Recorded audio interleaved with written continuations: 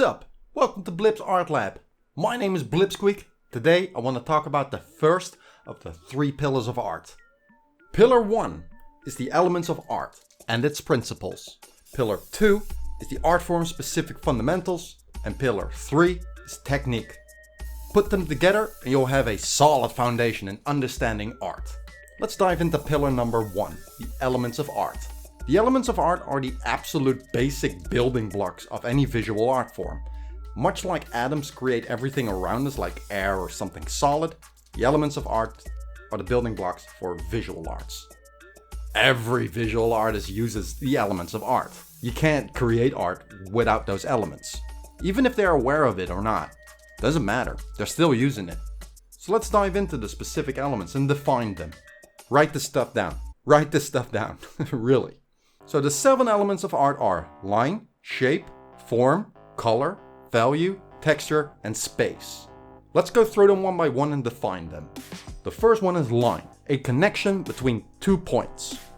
It can be straight, it can be squiggly, it can be freeform, doesn't matter. They can even be invisible. The second one is shape. That's when a line connects with itself. Think of a circle, or a square, or a weird blob. They can be freeform, but they're flat. They're confined to height and width only. Third is form. That's when we give a shape a 3-dimensional volume. Think of a sphere instead of a circle, a block instead of a square, a cylinder, a cone. Fourth is color, which is divided into 3 different parts. The hue, which is basically the name of the color. Value, which describes the color's brightness or darkness.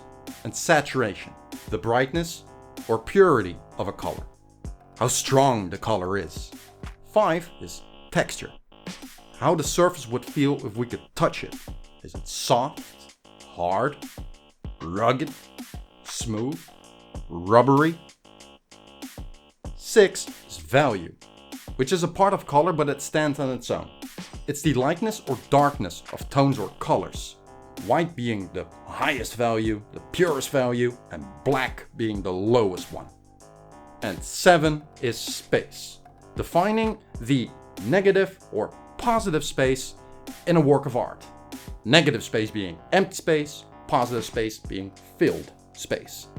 These elements are used by every visual artist, whether they're aware of it or not.